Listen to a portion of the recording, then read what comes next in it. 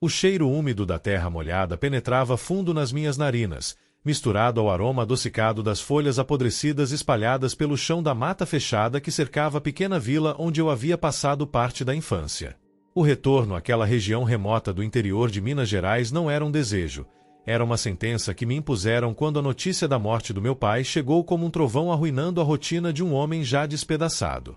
O peso do passado me esmagava enquanto o ônibus sacolejava em meio à estrada de terra vermelha, e os galhos das árvores pareciam se fechar como garras invisíveis ao redor do veículo. A vila não mudará muito, exceto pelo silêncio. Um silêncio pesado, diferente do silêncio dos dias comuns, algo carregado, que pulsava com uma vida própria. As casas antigas de madeira rangiam sob o vento noturno, como se guardassem segredos sussurrados em outras línguas, em outras eras. Os poucos moradores, rostos marcados pelo tempo e pela luta, desviavam o olhar quando eu passava, como se me reconhecessem, mas preferissem fingir que eu não existia. Sabia o motivo. A velha história do lobisomem, aquela sombra que assombrava suas noites, contada em cochichos por gerações. Não uma simples lenda, mas uma presença que corroía a sanidade, feita da matéria dos medos ancestrais. Meu pai nunca falará disso, mas eu sentia que algo nele apodrecia junto com a floresta que circundava a nossa casa de infância. Eu, que carregava comigo os fantasmas de uma infância marcada pela violência e pelo silêncio, sabia que estava sendo puxado para um abismo. O isolamento daquelas terras parecia projetar minhas angústias para fora, como se a escuridão da mata refletisse as sombras que habitavam minha mente. As noites vinham carregadas de ruídos distantes, uivos cortantes, passos furtivos, o render lento da madeira velha, e meu sono, já frágil, começava a desmoronar. Ao visitar a casa do meu pai, encontrei objetos espalhados, como se uma tempestade tivesse passado por ali. Fotografias amareladas mostravam um homem diferente do que eu conhecera, olhos cansados que pareciam esconder um segredo obscuro. No diário encontrado entre os pertences, frases desconexas se misturavam a desenhos tortuosos, silhuetas que se transformavam, corpos dilacerados pela sombra do lobisomem, e palavras escritas com uma urgência que fazia o papel tremer sob meus dedos. Cada página virada me afundava mais num mar de paranoia, dúvidas sobre o que era real e o que minha mente desesperada inventava para preencher o vazio. As noites começaram a se repetir num ciclo infernal. No escuro do quarto, o relógio parecia conspirar contra minha sanidade, cada tic-tac ecoando como o latido de um cão esquecido. Havia algo nos cantos do cômodo, uma presença que se manifestava nas sombras alongadas pela luz fraca da lua. Eu sentia o peso de olhos invisíveis me observando, julgando, aguardando. E então os uivos, sempre mais perto, cortando a quietude como facas que dilaceravam não a pele, mas a mente. O medo se enraizava em cada célula do meu corpo, e o delírio espreitava atrás de cada pensamento.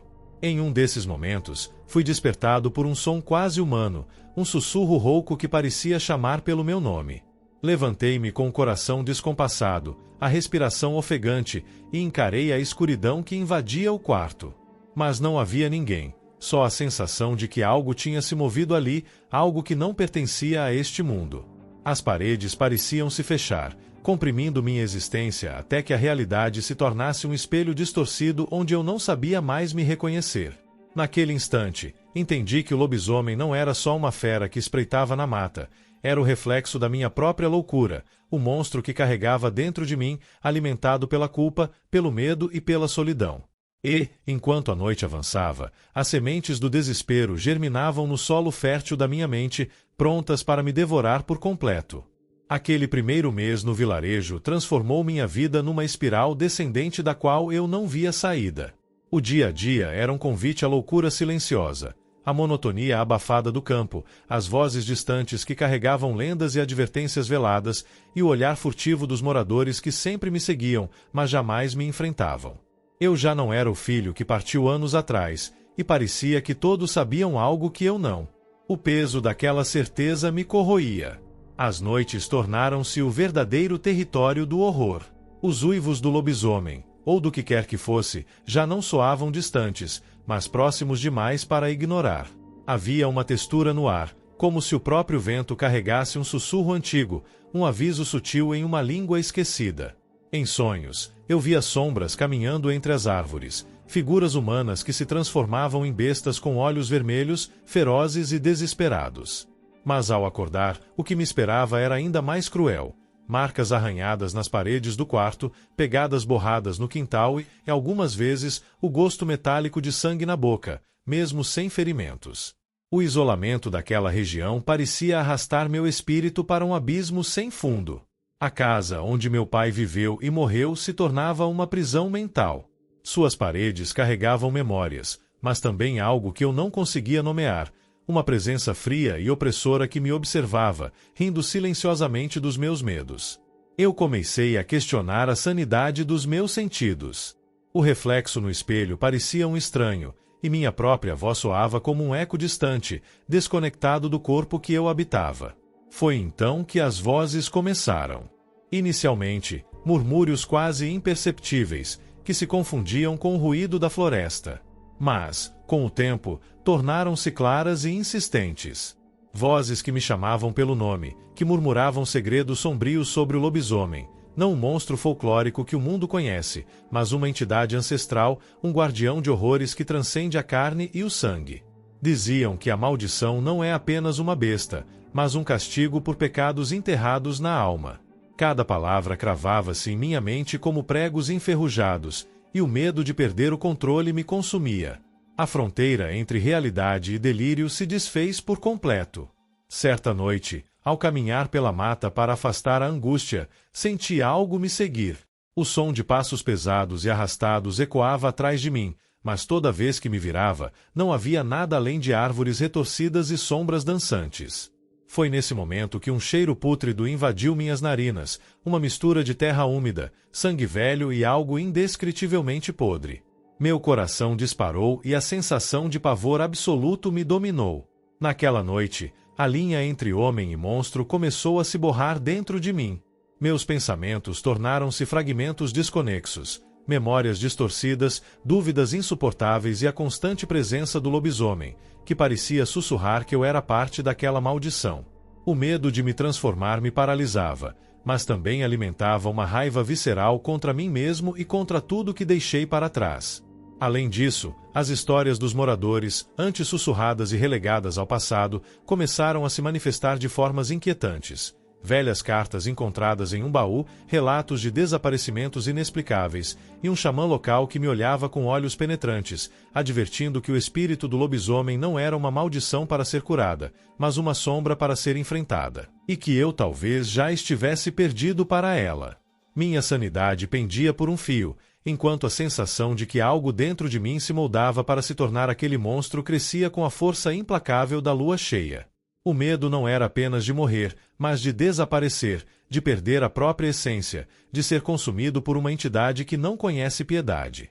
E no silêncio absoluto da noite, quando o vento cessava e até os grilos silenciavam, eu sentia um olhar frio me perfurar, uma certeza aterradora de que o abismo estava me observando, esperando o momento exato para me puxar para dentro dele, para que eu nunca mais pudesse voltar.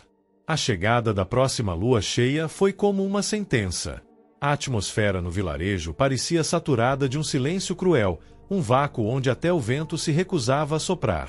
Minhas noites já não eram marcadas apenas por uivos distantes, mas por sons impossíveis, respirações ofegantes ao meu lado, passos arrastados na terra molhada e um sussurro que rasgava minha pele por dentro: "Você é o próximo." Cada espelho da casa me devolvia um reflexo distorcido, uma máscara grotesca que parecia querer engolir o pouco que restava da minha identidade. A linha tênue entre o humano e o monstro se desfez em pedaços afiados, e eu sentia a besta crescendo dentro do meu peito, com garras invisíveis que rasgavam minha sanidade a cada batida do coração. O medo se tornava um organismo vivo, rastejando sob minha pele, alimentando-se do pânico e da culpa que eu carregava. Uma noite, incapaz de suportar o tormento, me refugiei na floresta próxima, buscando respostas entre as árvores retorcidas e sombras que pareciam dançar em movimentos erráticos. A escuridão ali não era ausência de luz, mas uma presença palpável, quase tangível. Senti o chão ceder sob meus pés e a gravidade de um olhar ancestral me esmagar a alma. Foi quando vi, ou que minha mente desesperada acreditou ver, uma figura colossal, metade homem, metade fera, olhos como brasas incandescentes que perfuravam a escuridão. Mas a verdade era mais terrível. Aquela figura carregava meu rosto, deformado e dilacerado, um reflexo do abismo interno onde eu estava afundando. O monstro não era algo externo, mas uma extensão do meu próprio desespero, um eco do que eu havia me tornado ou estava prestes a me tornar. Senti-me despedaçado entre duas realidades impossíveis de conciliar, uma onde eu ainda era humano e outra onde o horror absoluto me engolia. A culpa corroía meu espírito como ácido. Recordações de um passado enterrado começaram a emergir, fragmentos desconexos de escolhas erradas, traumas não resolvidos e pecados não confessados. O lobisomem, no fim das contas, não era apenas uma maldição física, mas um reflexo monstruoso das sombras que todos carregam dentro de si. Eu estava preso em um pesadelo existencial, onde o monstro não era o inimigo, eu era. Com o tempo, comecei a ouvir as vozes do vilarejo de forma clara, palavras carregadas de desprezo e medo, palavras que eu acreditava serem apenas fantasmas, mas que se revelaram ser profecias sombrias. Diziam que não há cura, que a única salvação é o abandono total de tudo o que me restava de humanidade, um mergulho final no caos e na selvageria. Era um convite ao esquecimento, à perda completa do eu. No ápice dessa loucura, na noite da lua cheia, o vilarejo estava estranho, uma mistura de medo, silêncio e expectativas macabras. Caminhei pela rua principal, sentindo o olhar de todos, uma audiência silenciosa para o espetáculo da minha destruição. Ao chegar à clareira na floresta, onde o passado e o presente pareciam se entrelaçar, encarei o vazio que me encarava de volta. Um abismo que não prometia salvação, apenas um mergulho definitivo no escuro. No final, o abismo não era algo fora de mim. Era eu. E ao olhar para dentro dele, vi o reflexo do que eu sempre temi, um monstro feito não de carne, mas de medo, culpa e insanidade. O horror não vinha de fora, nascia do espelho quebrado da minha alma.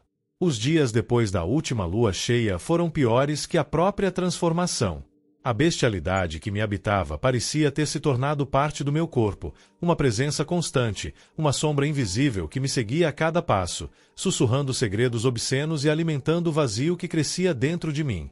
O vilarejo, outrora um cenário de medo contido, tornou-se um campo minado de olhares que não se cruzavam comigo sem um misto de horror e pena.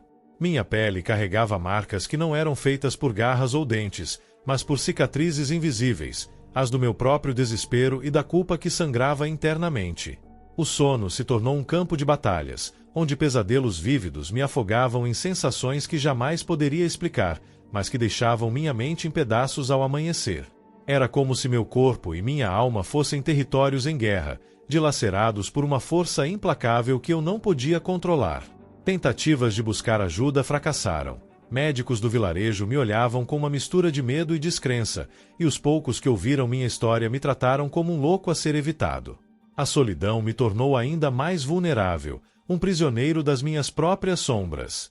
O isolamento não era apenas físico, mas um eco do abandono social, onde até as vozes de apoio silenciavam diante do abismo que eu representava.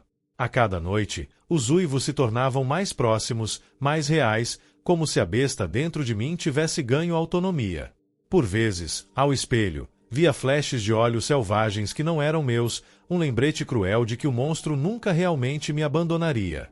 Era um ciclo eterno de dor, loucura e desespero, onde a humanidade se dissolvia lentamente em uma névoa opaca e sufocante. As feridas do passado, aquelas que eu tentei esconder e esquecer, ressurgiam com força avassaladora. Cada memória de traição, cada escolha errada, cada palavra não dita, tornava-se um peso insuportável. A maldição do lobisomem, ao fim, era apenas o reflexo cruel da minha própria destruição interna. Um espelho partido que refletia não um monstro lendário, mas um homem que havia perdido tudo, inclusive a si mesmo. No vilarejo, a história de um homem perdido entre o humano e o bestial virou lenda, uma advertência silenciosa sobre o que acontece quando o medo e a culpa tomam conta do coração. Mas para mim, não havia lenda, só um pesadelo interminável.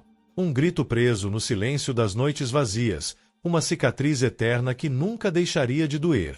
E mesmo agora, enquanto escrevo essas palavras, sinto que o abismo ainda me observa, pronto para me puxar de volta.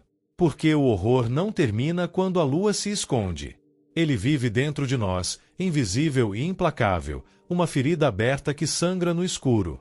Mesmo após todas as noites de tormento e dias de vazio, a sensação de que algo terrível permanece, escondido nas sombras da minha mente, não me abandona. O horror que experimentei não é uma história encerrada. É uma presença persistente, um eco sussurrante que reverbera no silêncio das minhas memórias e invade os cantos mais escuros do meu ser.